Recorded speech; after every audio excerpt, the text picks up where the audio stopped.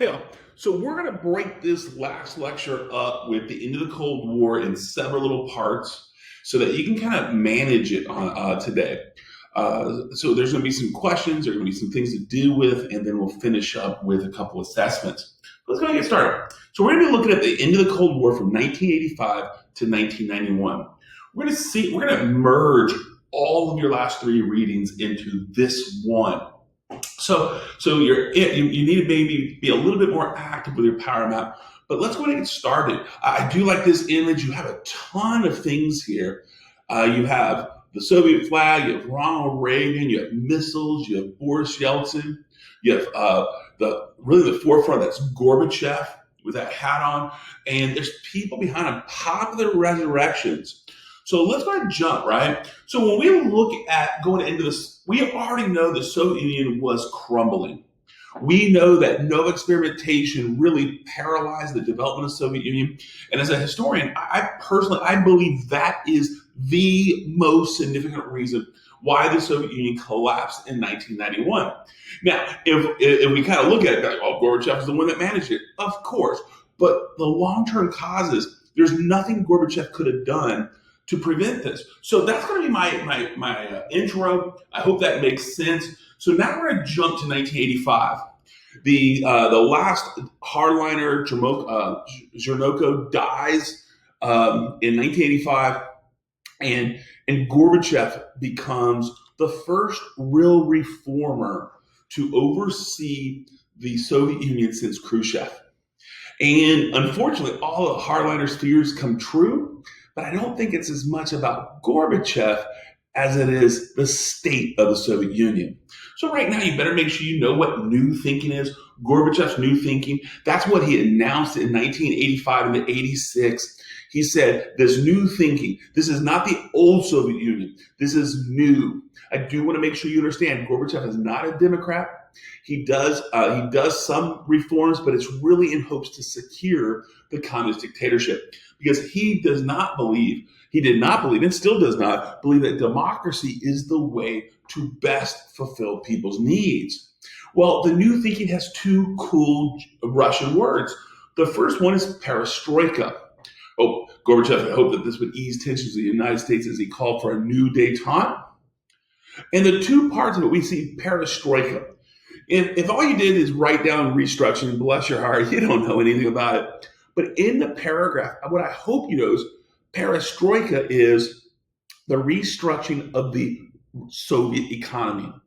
He really, really wants to bring an end to the Cold War tensions. He wants to reduce the size of the Soviet military, reduce the nuclear arm buildup, and he wants to begin to utilize Soviet resources for the betterment of its people. That's really what perestroika is. It's going to restructure. It allows for some private ownership, not of the big industries, but the local industries. And in some ways, this is very similar to that NEP from Lenin way back in the 1920s. So Gorbachev hoped that if he gets away from central planning as much, creates almost a decentralized economy where localities were able to build, maybe that would build up the infrastructure. For me, the most significant part of New Thinking was Glasnost. Glasnost is the easing of political and intellectual restrictions. We're going to see the KGB become less important. The gulags are shut down.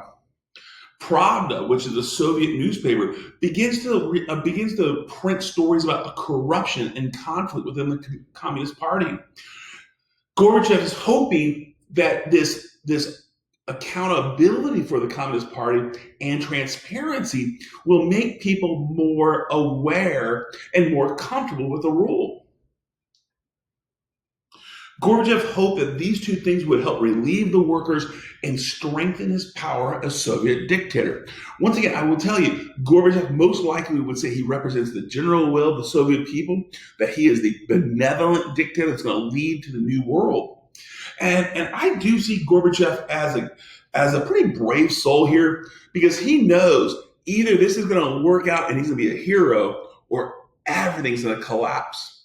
And he was willing to take the chance. Now, in the mix of all this, you have the Second Cold War. And the Second Cold War, we've talked about this. Reagan believed that if the United States expanded the military spending and strengthened NATO, the USSR would collapse. This was a gamble he was putting more pressure to gain leverage. SDI and other military budget initiatives caused Gorbachev to respond by expanding conventional forces. If you're like, hey, Watts, I still don't know what a conventional force. Those are your normal troops, tanks, guns. The non-conventional forces would be the drones today, the missiles, and etc. But Gorbachev realized he couldn't compete against the technological edge of the United States. So how he does it, he tries to create a sense of security by expanding. This is one of those things. This was a last-ditch effort for Gorbachev to create a sense of stability. The USSR did not have the advanced technologies we just stated, and by 1986, the Soviet Union was on the brink of economic collapse. Though the world didn't know, I was 16 years old, turning 17 at this moment, and we still feared the Soviet Union. We believed the Soviet Union at any moment could invade. We had no idea about the weakness of their economy, but Gorbachev did. So as we kind of build this up, we introduce new thinking, perestroika, glasnost. We see this idea of the Second Cold War putting pressure, and we're going to start seeing the beginning of the final détente. Remember, we're going to soften relationships. Here in 1986, we have a photograph of really the first sit-down conference between the two. It's called the Reykjavik Summit. You don't have to learn how to spell Reykjavik, but best recognize it. But what happens here is it's a really good first meeting. Gorbachev and Reagan realize they liked each other. And they will create a relationship, a friendship that will last well into Reagan's dementia. And if you don't know, Reagan does have Alzheimer's in the 1990s, but Gorbachev is still very close. They have a relationship, and it really sparked at the Reykjavik Summit, but Gorbachev was angered when Reagan refused to end SDI. Gorbachev absolutely revealed what he needed. He revealed everything in this private conversation about the weaknesses and the need to advance the Soviet Union economically. And he says, as long as you have SDI, I'm still going to have to appease the hardliners. And Ronald Reagan said, we're staying with SDI. It threatened to crumble this détente, but they both realized there was something more. I will tell you, though, coming out of the Reykjavik conference, Gorbachev had his goal and Reagan had his goal, and they weren't able to finalize what they were going to do. So what do? They take it to the public. So they're going to take this to a public opinion. Gorbachev, early in 1987, he went public with his goal of removing all nuclear weapons within 25 years in hopes to gain leverage. When I say that, he has asked Ronald Reagan to abandon and get rid of all missiles instead of continue SDI. But Ronald Reagan, he was unwilling to surrender our weapons. And you might say, why would he do this? Ronald Reagan is not just thinking about the Soviet Union as his enemy, he's also thinking about what's next. If the Soviet Union collapses, the United States still needs to be defended. So with that said, Gorbachev says, crap, we're not going to be able to parlay this personally. So he goes out and begins to publish his book called New Thinking. He's negotiating publicly, discussing what he wants to do, and he wants to radically change things. Well, I will tell you, it's too intellectual. The average person was like, get rid of all weapons in 25 years? What does that even mean? Well, this is when the actor Ronald Reagan destroyed Gorbachev. In a famous speech in 1987, in front of it, here's an image of it. That's the Brandenburg Gate of the Berlin Wall. And he goes there and he's discussing. And what he says, all right, Ronald Reagan goes, hey, Gorbachev talks about new thinking all the time, glasnost, perestroikas. They're great words, but we need evidence. And in this mix, he goes, if you really want to prove it in new thinking, he stated, Mr. Gorbachev, tear down this this wall. It was one bold statement. And the average person in the world said, that makes sense. Instead of talking about trying to dismantle all the weapons, why don't we have a first step? And at that moment, Ronald Reagan used such a simple statement to really gain leverage. And at the Washington summit in 1987, where Gorbachev and Reagan sat down, instead of having this big, bold plan of demilitarizing and ending everything, they agreed to the INF. They're going to agree to get rid of the intercontinental missiles. Very important. It's a big thing, but it's what Reagan wanted. Reagan wanted a smaller step. He didn't want to make a bold agreement that would challenge the security of the United States. So we now have substantive discussion. And leaving 1987, there's this hope, not that the Soviet Union was going to collapse, because most people thought it was bold and strong, but it was a hope that maybe the threat of nuclear war is now over with. Ronald Reagan clearly won the public debate. Well, now we're leaving 1987. I'm telling you, we're going to jump to 1989, the year of miracles. This is I was a freshman and sophomore at college in 1989, and I still remember to this day the sense of excitement we had in Russian history class as we not only talked about the history of Russia, but we talked about the current day events. And this was a major part of that conversation. The year of miracles is the year the Iron Curtain collapsed. What we see, Gorbachev in the Eastern Bloc. In December 1988, Gorbachev announced that the Brezhnev Doctrine was repealed. Gorbachev, as they're still stuck in Afghanistan, he realizes they no longer have the military force to maintain it. He pledged to Eastern Europe that he would no longer stand in the way to liberalization. The Soviet-style dictators were there going, what the heck? What does that even mean? But this does spark the final series of national revolts. And think about that wave of nationalism. What began in 1956 with de-Stalinization speech by Khrushchev, and that created Poland and Hungary. Well, this is going to be even more exciting. In 1989, one country after another, the year of miracles, would see one country fall, communist regimes fall after another. And it was so quick, even CNN, the baby news network, couldn't even keep up with the news. And I do want to ponder this question. There are hardliners in the Politburo. There are hardliners there that are still thinking, oh my gosh, we're losing everything. And I remember that was the big conversation that Dr. Crow and my peers, we were having. At what moment would the hardliners react? They always reacted. Remember, Khrushchev was trying to reform. What happened? Brezhnev overtook him in 1964. So we were waiting for that moment to see the pendulum swing. But it doesn't happen in 1989.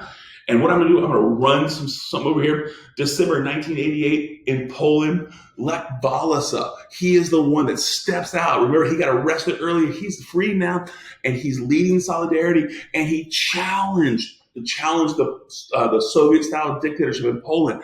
And the dictatorship looked at Gorbachev and said, what you going to do? And Gorbachev said, we ain't doing nothing.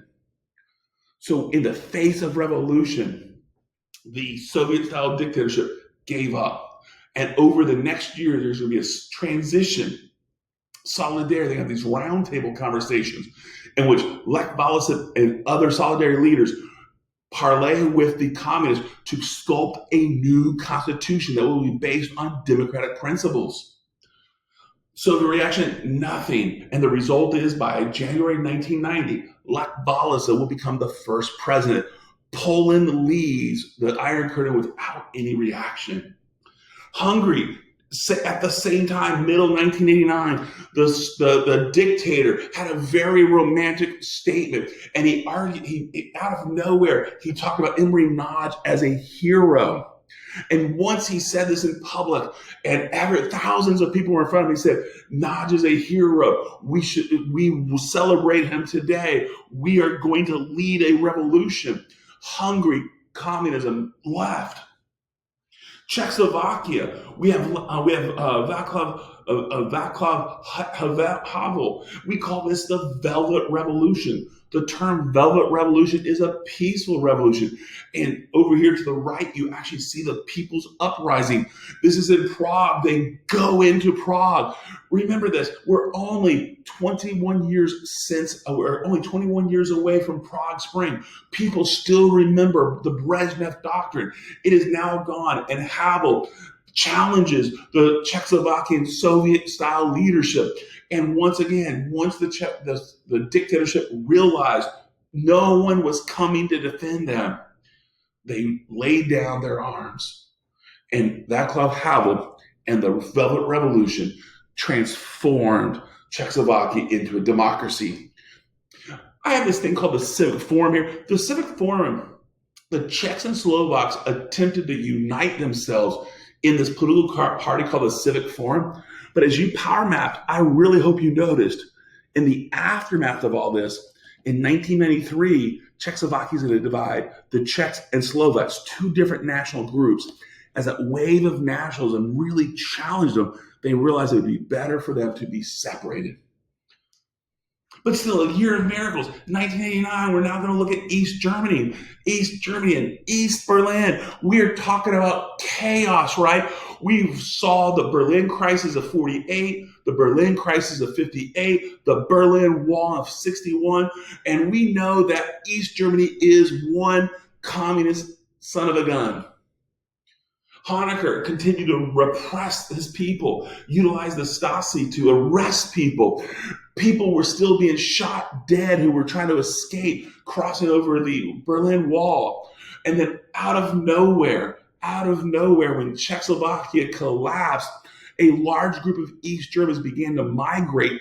They left to Czechoslovakia for a quote-unquote vacation, a holiday, and then they would travel right into Czechoslovakia, and then they would go out of Czechoslovakia to West Germany. All of a sudden, Honecker realizes there's a mass migration problem, and he looks to Gorbachev and says, "I need your help." And Gorbachev said, "Hard pass." And Honecker began to realize his power as dictator has greatly diminished. In November 1989, their popular upheavals were going on in East Berlin, and Honecker had no defined policy. This is a spontaneous moment in which we see the Berlin Wall come to an end. This is an example. This is one photograph. This guy somehow gets a pick and begins to knock the wall down. By the mid-November, we now have celebration as the wall no longer separated East and West Berlin. Yet we're going to start seeing the unification. In 1990, the Christian Democrats overwhelmingly won an election in East Germany. And what happens is we begin to push towards a united Germany. Helmut Kohl is absolutely the luckiest politician ever. He was about to lose an election in 1989. He was very unpopular, but because of the wave of nationalism, the collapse of communism, the downfall of the Berlin Wall, Helmut Kohl becomes this temporary hero to oversee the reunification of Germany. And by the end of 1990, Germany now is a reunited state. This is a miracle in 89. No one knew that was going to happen. And then by 1990, it was done. The result of the year of miracles. It seems like, I want to tell you, everything is really cool. The Soviet Union's sphere of influence is over with. But once again, think about the hardliners. They begin to fear what might happen. I want to point out there's a new economic political order in Eastern Europe. I want to point out that the euphoria, there's a sense of excitement. But remember, the reality is they've never had independent economies. You know, we go from World War I to World War II, where these were a temporary independence, but then they became dominated. So as we transition into this, the reality is the euphoria is in a downturn. You saw that in your power map. One of my favorite points in that power map is when Lech Walesa, the hero of solidarity, the hero of 1989, he actually becomes a goat, if you will, not the greatest of all time, but a bad goat. In 1995, as there's an economic downturn, and the Poles elect a communist, a former communist. They're not looking to become communists, but again, it's really interesting to see the polarization. The United States and Eastern Europe, I want to point out, almost initially, These Eastern European countries wanted to resist U.S. influence, but because Russia begins to become more of a threat, NATO expansion. We're going to talk about that a little bit later, but I will tell you, NATO expansion is the number one problem as we transition into the 21st century. Now, Iron Curtain has collapsed. I'm going to stop here. I'm going to pause that, do another loom.